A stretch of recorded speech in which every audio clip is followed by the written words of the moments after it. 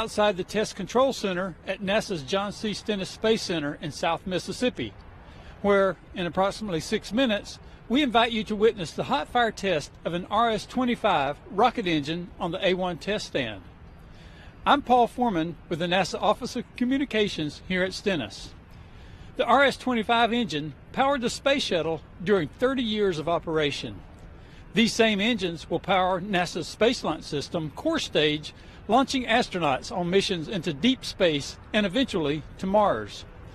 Of course, the safety of our people and our engine is the first priority, and there's always the possibility of a delay as we make sure conditions are correct for the test.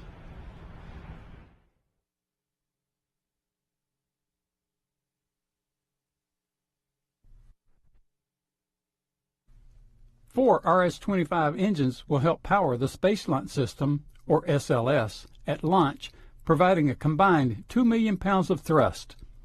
In conjunction with a pair of solid rocket boosters, total thrust at takeoff will exceed 8 million pounds. In addition to testing RS-25 engines for the Space Launch System flights, NASA at Stennis is preparing the B-2 test stand to test the actual SLS core stage for the new rocket's inaugural flight, known as Exploration Mission 1, or EM-1. That testing will involve installing the actual flight core stage on the B-2 stand and firing all four RS-25 engines simultaneously, just as during an actual launch.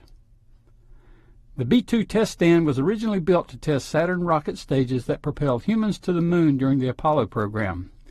Preparing the stand to accommodate the SLS core stage required a complete renovation of the stand. Major construction on the stand has been completed, and NASA recently passed another milestone along the way to the actual hot fire test, conducting a water flow test on the B-2 stand. Water is critical for such rocket engine and stage testing. The fire and exhaust generated during tests is directed down and out of the test stand via a large flame deflector. Water, among other uses, is used to cool the superhot fire and exhaust and to protect the flame trench from damage by the heat. Water to the B-2 test stand is supplied through a high-pressure industrial water system upgraded for the SLS core stage project to deliver as much as 335,000 gallons per minute at 220 pounds per square inch. During a test, the water deluge system will deliver more than 240,000 gallons of water a minute through 32,000 plus 5 32nd inch holes drilled into the flame deflector.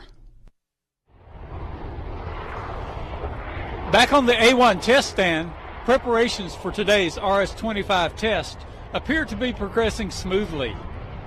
A main objective for today's test will be testing a new flight controller, or brain of the engine. The controller, which is currently installed on the developmental engine, has the electronics that operate the engine and communicate with the SLS vehicle.